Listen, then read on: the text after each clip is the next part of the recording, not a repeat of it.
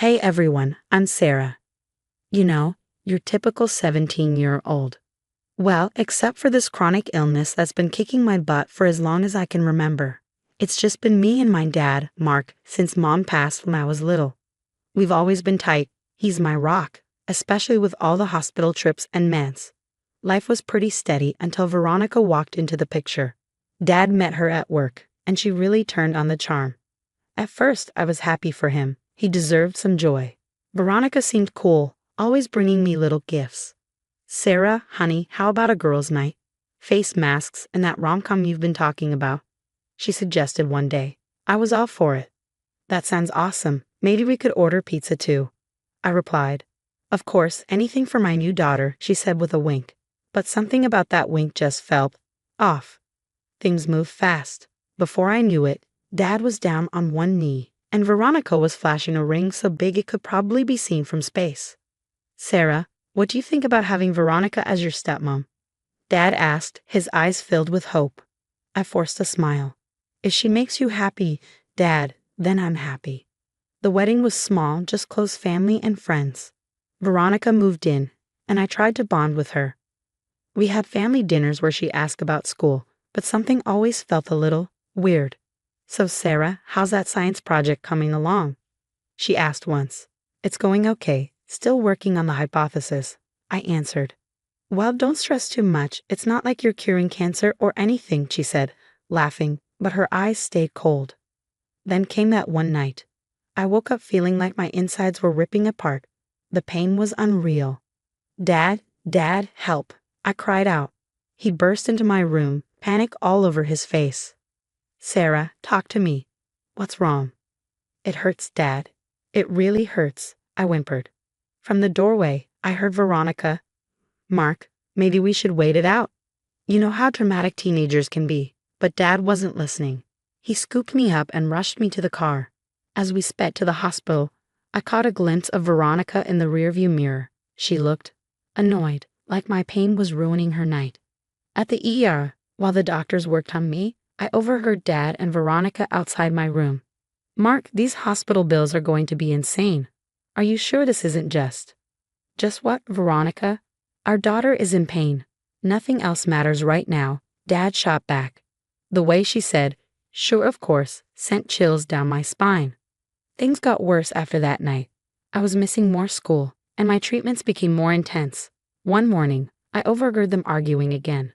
Mark, these bills are out of control. We can't keep doing this. Veronica snapped. What do you want me to do, Veronica? She's my daughter. Dad replied.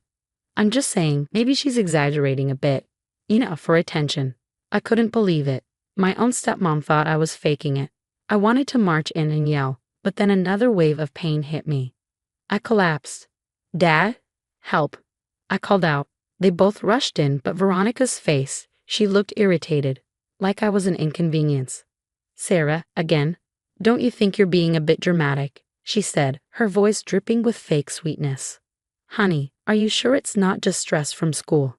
Dad asked, looking torn. I couldn't believe what I was hearing. Are you kidding me? I can barely stand, I shouted. Just then, my best friend Alex showed up, thank God. Holy crap, Sarah, what's going on? Alex asked, rushing to my side. She's fine, just being dramatic, Veronica chimed in, rolling her eyes. Alex wasn't having it. She looks like death. We need to call an ambulance now. Let's not overreact. Veronica started, but Alex had already pulled out her phone. But Alex was already dialing, and soon we were at the hospital. The doctors confirmed what I'd been saying all along. My condition was serious, and I needed consistent treatment. Dad looked guilty, but Veronica, she played the perfect stepmom for the medical staff. Oh, doctor, we've been so worried. Is there anything we can do to help our dear Sarah? She asked, her voice dripping with fake concern. The doctor gave her a skeptical look.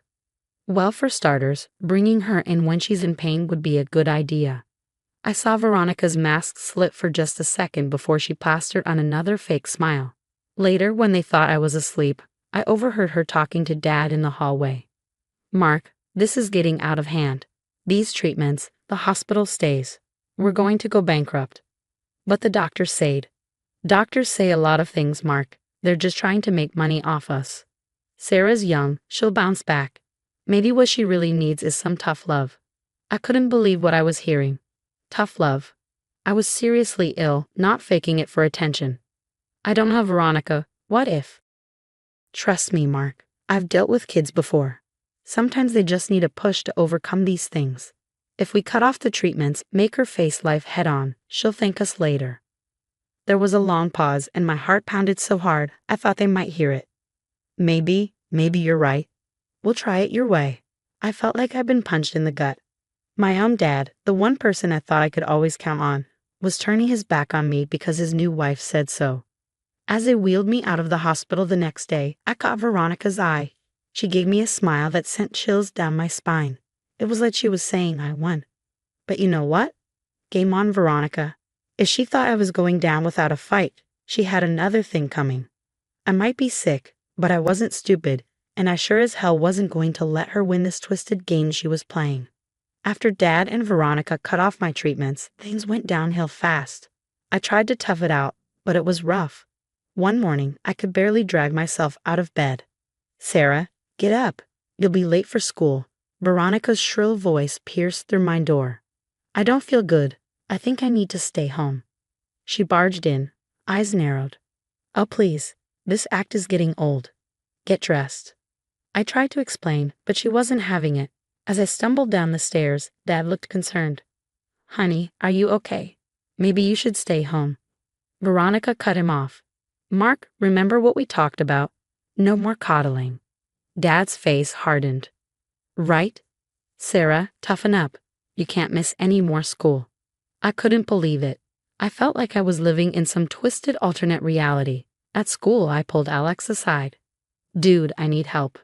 They've stopped my meds, my treatments, everything. Alex's eyes widened. What the hell? That's messed up. We've got to do something. I'm scared, Alex. What if they put me in foster care? That's when Mrs. Rodriguez, my favorite teacher, overheard us. Sarah, Alex, is everything okay? Before I knew it, I was spilling everything to her in her classroom. Her face grew more horrified with every word. This is serious, Sarah. We need to get you help. But what can we do? It's my dad's word against mine, I said. Alex snapped her fingers. Evidence? We need to gather proof. Mrs. Rodriguez nodded.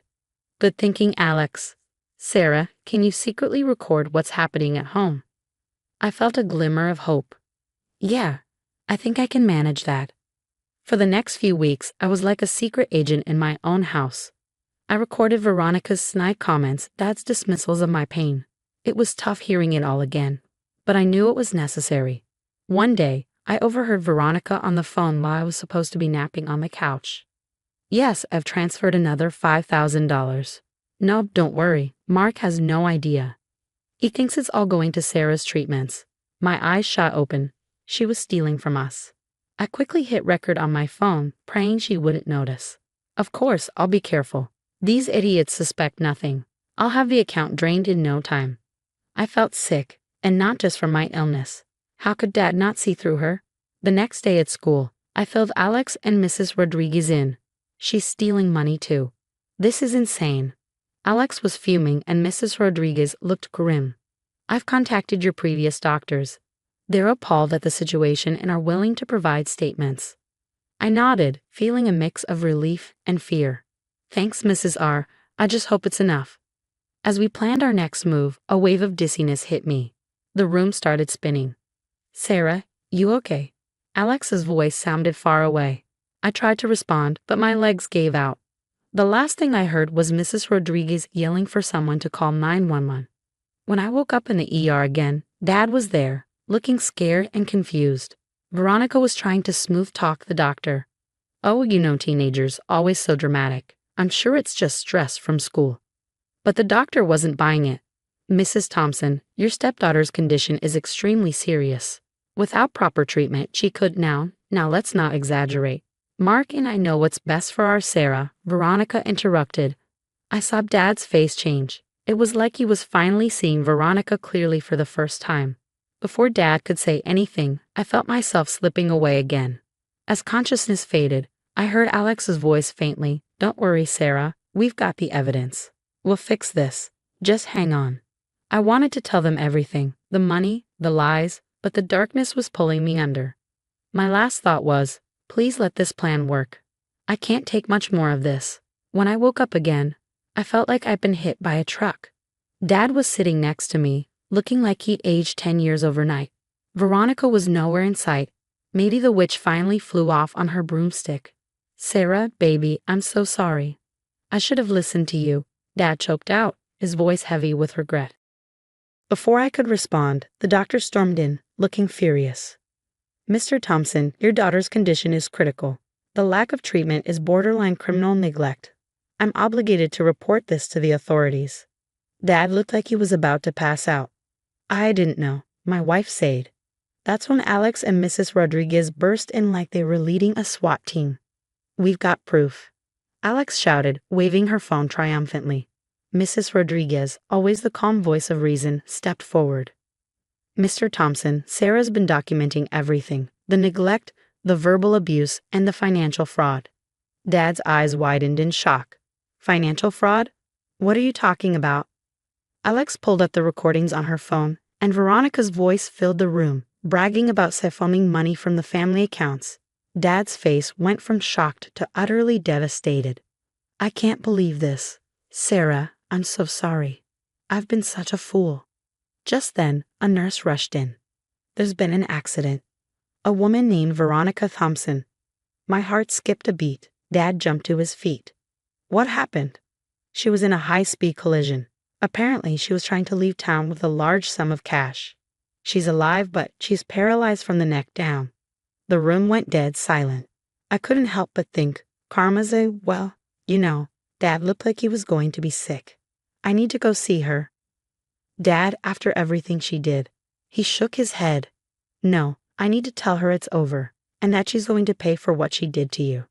As he left, Alex squeezed my hand. We did it, Sarah. You're safe now. The next few weeks were a whirlwind. My treatment started again, and slowly but surely, I began to feel like myself. Dad filed for divorce faster than you could say gold digger, and the cops were all over Veronica like white on rice.